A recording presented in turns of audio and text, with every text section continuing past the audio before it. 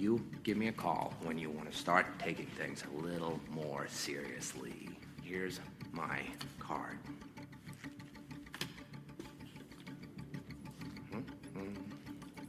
Most people don't see themselves as dangerous. They see themselves as reasonable, measured, good.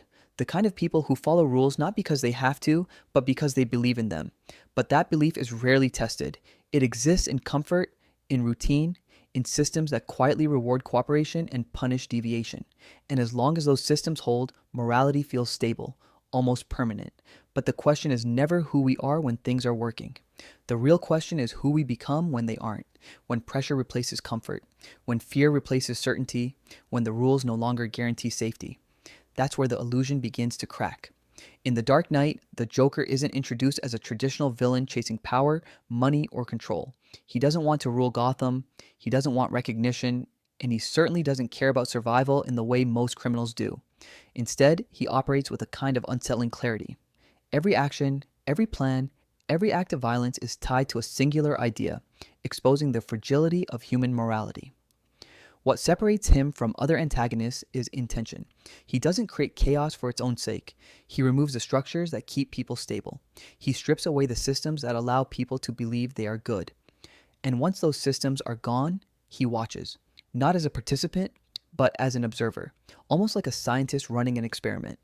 To the outside world, he looks unpredictable, random, even insane, but underneath that surface is precision, a pattern, a method, because the Joker isn't reacting to the world, he's testing it. At the center of the Joker's philosophy is a simple idea. That order is not natural, it's constructed. Society functions because people agree to rules, because systems enforce consequences, because there is an underlying expectation of stability. Remove those things, and what's left isn't harmony, it's uncertainty. And uncertainty forces decisions. The Joker understands that morality is often tied to environment. People act good not just because they are good, but because the system around them supports that behavior. Laws, consequences, social expectations, all of it creates a framework where doing the right thing is also the safest thing. But when safety disappears, morality becomes negotiable. That's what he's really interested in. He doesn't push people into chaos, he removes the illusion of control. He creates situations where the rules no longer apply, where the outcomes are unclear, where survival is uncertain, and in those moments, people are forced to confront something uncomfortable. The possibility that their identity isn't as stable as they thought, because when the system breaks down, people don't just lose structure. They lose the version of themselves that depended on it. The Joker's actions throughout The Dark Knight aren't random acts of destruction. They're controlled scenarios designed to test human behavior under pressure. The bank robbery, for example, isn't just about stealing money, it's about betrayal. Each participant is instructed to eliminate the next, creating a chain of distrust where cooperation collapses entirely. By the end, no one is left but the Joker himself. The message is immediate. When incentives shift, loyalty disappears. People will turn on each other if the structure allows it. Then there's Harvey Dent, Gotham's symbol of justice, a man built on the idea of fairness, order, and moral clarity. The Joker doesn't destroy him physically, he dismantles him psychologically. By removing everything Dent believes in, his sense of control, his trust in the system, his personal stability, the Joker forces him into a space where morality is no longer clear. And in that space, Dent doesn't become something new, he reveals something that was always possible. The hospital conversation is where the philosophy becomes explicit. The Joker explains that people are only as good as the world allows them to be, that their sense of morality is tied to expectations. Predictable outcomes, controlled environments, but introduce unpredictability, introduce fear, and those expectations collapse. What follows isn't transformation, it's exposure. And then there's the fairy experiment. Two groups, two detonators, each given the power to destroy the other. On the surface, it's a test of morality, but underneath, it's a test of pressure.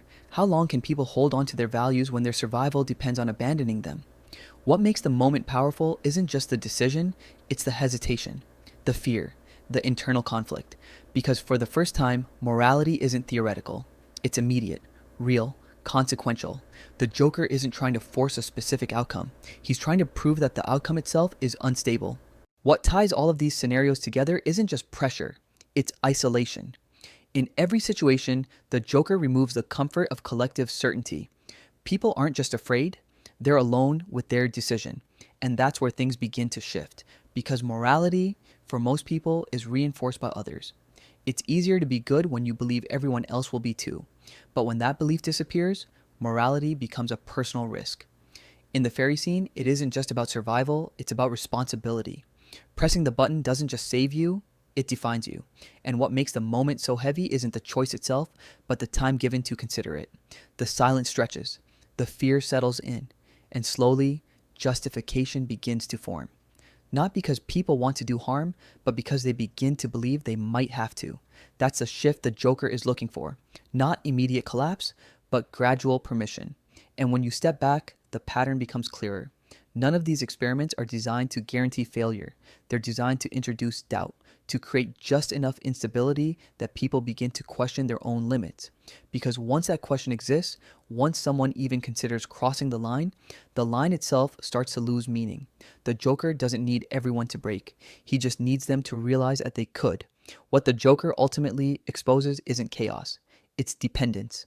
The idea that people rely on systems far more than they realize. That morality, for many, isn't an internal constant, but an external agreement. A shared understanding reinforced by consequences, expectations, and predictability. And without those things, people aren't guided. They're left to interpret. That's where things become unstable, because interpretation is influenced by fear, by urgency, by survival. And in those moments, people don't always choose what's right. They choose what feels necessary, what feels justifiable, what they can live with after the fact. And that's the uncomfortable truth. Not that people are inherently bad, but that they are adaptable, that under the right conditions, almost anything can be reframed. Almost any decision can be explained, not as cruelty, but as survival. The Joker understands this better than anyone, which is why he doesn't attack people directly. He attacks the systems that give them clarity. He removes structure, not to create randomness, but to expose what exists without it. And what exists without it isn't always consistent, because consistency requires stability. And stability is something most people never realize they depend on. And maybe that's why his presence feels so unsettling, because he doesn't introduce something new.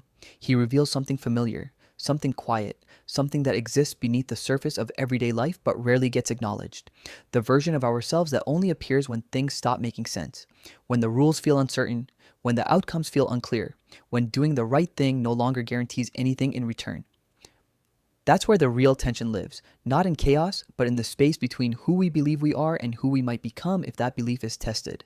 Because it's easy to trust your morals when they cost nothing, easy to believe in order when it protects you, easy to feel certain about who you are when nothing is forcing you to question it.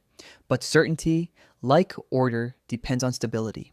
And stability doesn't always last. So the question isn't whether people are good, it's whether that goodness holds when there's no system left to support it.